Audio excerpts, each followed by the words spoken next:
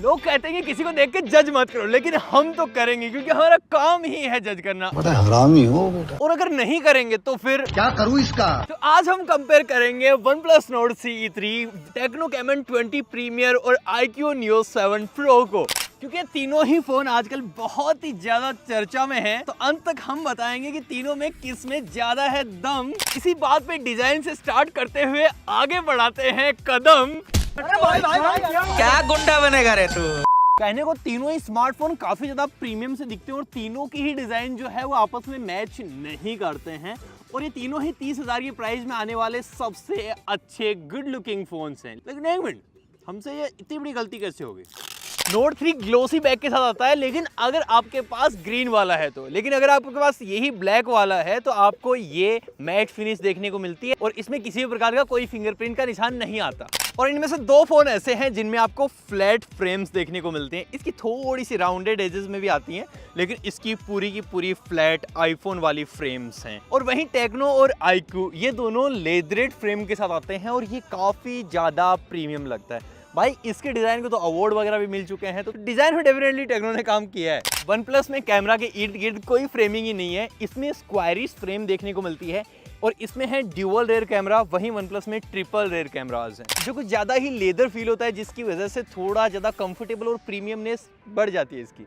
वहीं टेक्नो की camera framing बहुत ही अलग सी है, बहुत अलग से कट से है और ये डेफिनेटली देखने में अच्छी तो लग रही है। इन तीनों में ही मुझे टेक्नो का डिजाइन जो है वो सबसे यूनिक और हट के लगा है, तो डेफिनेटली मैं इसको पिक करूंगा। बाकी ये सब्जेक्टिव चॉइस है, तो इससे आगे बढ़ते हैं। तीनों में ही आपको ड्यूअल नैनो सिम स्लॉट मिलेगा। अलग से आप या तो एक 5G सिम डाल पाओगे या फिर एक मेमोरी कार्ड या फिर दो 5G सिम्स। लेकिन OnePlus में एक बहुत ही बड़ा प्लस पॉइंट है और वो है ये अलर्ट स्लाइडर। वो इन दोनों फोनों में देखने तक को नसीब नहीं होता और ये डेफिनेटली काफी ज्यादा प्लस पॉइंट है अगर आपको सिंगल टच में अपने बॉस से बचना है। और इसके फायदे OnePlus एंड एप्पल वालों को ही पता होते हैं। बाकी फ्रंट साइड तीनों में ही सेंटर पंच होल देखने को मिलता है और इसी के साथ बेजल्स और चिन तीनों ही फोनों के काफी छोटे छोटे से। बाकी अगर बात करें तीनों के ही डिस्प्लेस की, तो यहाँ पे ऑलमोस्ट सिमिलर साइजेस के सुपर एमोलेड डिस्प्लेस हैं तीनों में। अलग अलग ब्रांड्स अलग अलग नाम देते हैं, ये फ्लूइड एमोलेड बोलता है, ये एमोलेड बोलता है, लेकिन सारों का कहने का सीधा सा मतलब है कि एक ही टाइप के डिस्प्ले हैं।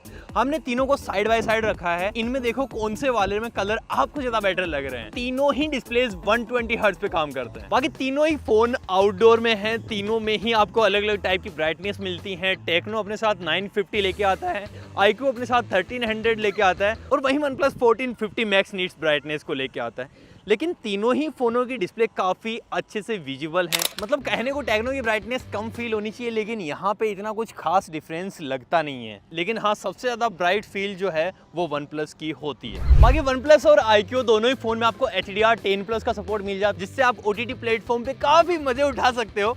लेकिन टेक्नो में आपको खतरनाक निराशा मिलने वाली है। HDR सपोर्ट करता है ये, लेकिन तीनों को जब साइड बाय साइड आप 4K कंटेंट देखने बैठोगे तो इसमें आपको बहुत ही ज्यादा जिटर देखने को मिलता है। इसके कलर्स भी बहुत ही अलग तरीके के आते हैं, मतलब नेचुरल के करीब भी नहीं है कहीं। एट द सेम टाइम आप इसको 1.5x या फिर 2x में तो कभी देख ही नहीं पाओगे, क्योंकि वहां पे तो इतने खतरनाक नेक्स्ट लेवल के जिटर है ना कि आपको वीडियो नहीं वो फोटो लगने वाली है। वहीं iQOO और OnePlus, इनमें आप 1.5x में चलाओ, 1x में चलाओ या फिर 2x में, आपको 4K कंटेंट बहुत ही आसानी से प्ले होता हुआ देखने को मिलेगा और कलर्स भी बहुत ही एक्यूरेट निकल के आते हैं। अब बात करते हैं प्रोटेक्शन की, क्योंकि वो बहुत ज्यादा जरूरी है। OnePlus में आपको ड्रैगन टेल का प्रोटेक्शन मिलता है, वहीं इन दोनों फोनों का हमने बहुत खोजा लेकिन हमको मिला ही नहीं। लेकिन शुद्धता की जांच के लिए छोटा सा ड्रॉप टेस्ट तो हो ही जाए, भले ही घास में हो रहा है।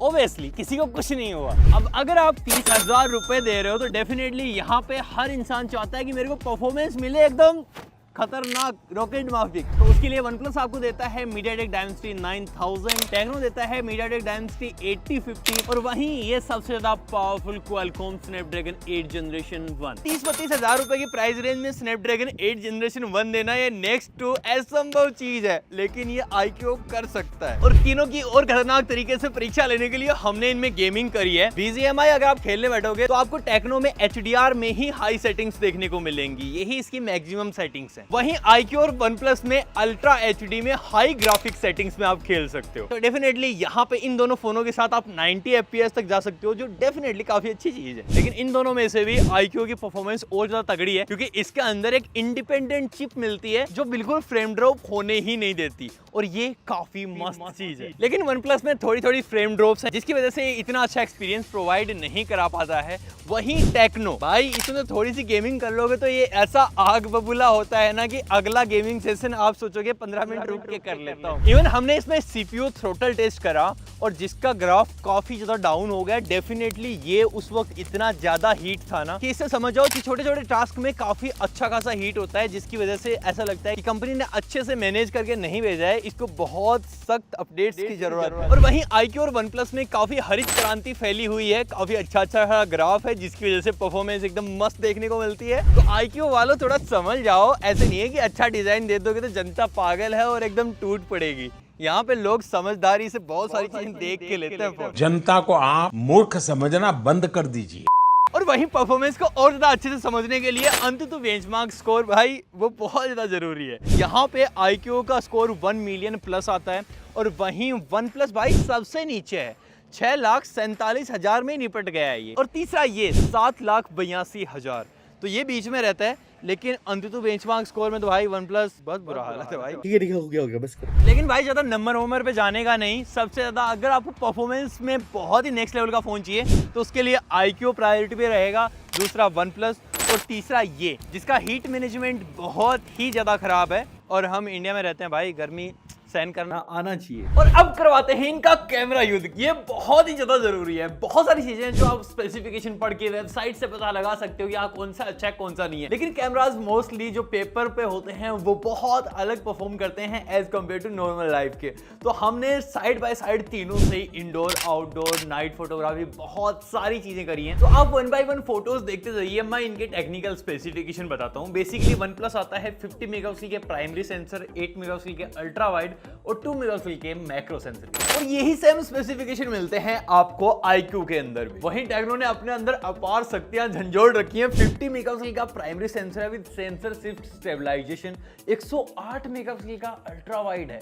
भाई अब तक इतना बड़ा अल्ट्रा वाइड कैमरा मैंने देखा ही नहीं है, लेकिन रिजल्ट्स भी इतने गंदे मैंने नहीं देखे। अब चलते हैं रियल लाइफ सिनेरियोज पे। iQOO की जो इमेज होती है वो थोड़ी सी वार्म टोन ऐड करती हैं, जो डेफिनेटली आई कैची लगती हैं। वहीं OnePlus नेचुरल टोन रखता है, जो कई लोगों को बहुत अच्छी लग सकती हैं। डिटेलिंग ज्यादा फील होती है, लेकिन एक्चुअल में डिटेलिंग ज्यादा कैप्चर iQOO कर रहा होता है। लेकिन वहीं टेक्नो की बात करें तो टेक्नो में ना तो डिटेलिंग रहती है, ना ही ये क्लोज टू नेचुरल है। इवन इसमें इतनी ज्यादा बूस्टेड कलर दिखाई देते हैं कि ये बहुत ही ज्यादा ओवर लगते हैं। फिर साइड बाय साइड हमने इनके कैमरास से वीडियोग्राफी भी करी है। बैक कैमरा से 4K 60 FPS में iQOO OnePlus सपोर्ट करते हैं, लेकिन टेक्नो में 4K 30 FPS का ही सपोर्ट है। और वीडियोग्राफी सबसे घटिया टेक्नो के अंदर ही मिलती है। और अगर बात करें पोर्ट्रेट फोटोज की, जो हमारे लिए बहुत ही ज्यादा इंपॉर्टेंट है, यहाँ भी जो iQOO का एज रिडक्शन है ना वो बहुत ही नेक्स्ट लेवल का है एज कम्पेयर टू OnePlus और टेक्नो के। OnePlus का भी अच्छा है, लेकिन कंपेयर करते हैं तो iQOO से हार जाता है। वहीं टेक्नो तो भाई सबसे हार गया। इसका एज रिडक्शन तो ऐसा है कि क्या मतलब इंसान के फेस की चारों तरफ क्या फुलझड़ी से लगा देता है। इसको पता ही नहीं होता है कि एक्चुअल में सब्जेक्ट कौन सा है और ऑब्जेक्ट कौन सा है, तो कई बार चीजें ऐसे डगमगा जाती है। और बात करें इनके फ्रंट कैमराज की, तो iQOO और OnePlus अपने साथ लेके आते हैं 16 मेगापिक्सल के सेल्फी कैमराज को। वहीं टेक्नो में है 32 मेगापिक्सल का कैमरा। बेचारे भूल गए होंगे, टेंशन बहुत है ना। भाई टेक्नो ने सिर्फ नंबर गेम खेले हैं, और यहाँ भी आपको डिटेलिंग जो दिख रही है वो आप क्लियरली नोटिस कर सकते हो कि iQOO और OnePlus के अंदर ज्यादा है। लेकिन बुरी बात यह है कि फ्रंट कैमराज में तीनों ही फोन 1080 पे 30 FPS को सपोर्ट करते हैं, यहाँ पे 60 FPS का भी सपोर्ट नहीं है।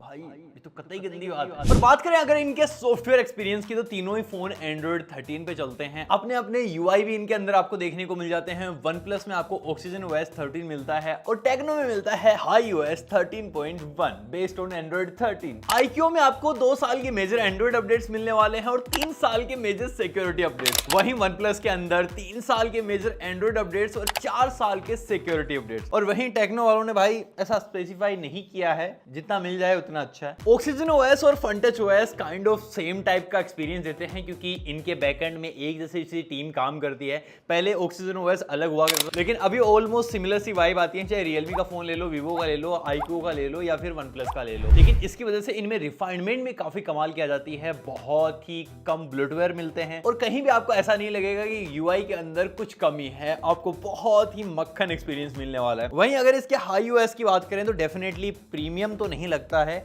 लेकिन आपको ब्लोटवेयर बिल्कुल भी नहीं मिलते हैं, बहुत ही ना के बराबर हैं। तो इन्होंने भी एक अच्छा टच प्रोवाइड करने की डेफिनेटली कोशिश की है, लेकिन इस प्राइस रेंज में यहाँ पे बिलीव कर पाना मुश्किल है कि कितने आपको अपडेट्स मिलने वाले हैं, कितना स्टेबल एक्सपीरियंस आपको मिलेगा, क्योंकि टेस्टिंग में कितना ही यूज होता है, यहाँ पे इतने ज़्यादा प्रॉब्लम नहीं आएंगे, लेकिन डे टू डे लाइफ में जब आप यूज करोगे तो आपको डेफिनेटली फील हो जाएगा कि आप एक इतना प्रीमियम डिवाइस नहीं यूज कर रहे। बाकी किसी भी फोन का सबसे पहला काम होता है संपर्क बनाए रखना, भाई दिल के तार जुड़े रहने चाहिए। तो उसके लिए यहाँ पे OnePlus और iQOO लेके आते हैं ब्लूटूथ वर्जन 5.3 और इसमें है ब्लूटूथ वर्जन 5.2। बाकी सारे फोनों में Wi-Fi 6 का सपोर्ट मिल जाता है और तीनों ही फोन में NFC हो सकता था, लेकिन iQOO में नहीं है, इन दोनों फोन में NFC है। हालांकि हम इंडियंस में कितने ही 1% लोग भी ऐसे नहीं होंगे जो NFC को यूज करते हैं, लेकिन अगर आप में से कोई यूज करता है तो देख के लेना भाई। और जब सेम वाईफाई से कनेक्टेड होते हैं तो आपस में कुछ ऐसी स्पीड लेके आते हैं। बाकी इतनी सारी चीजों को पावर देने के लिए चाहिए होती है एक खतरनाक सी बैटरी, और उसके लिए है इन तीनों ही फोनों में 5000 मिली एम्पेयर की बैटरी।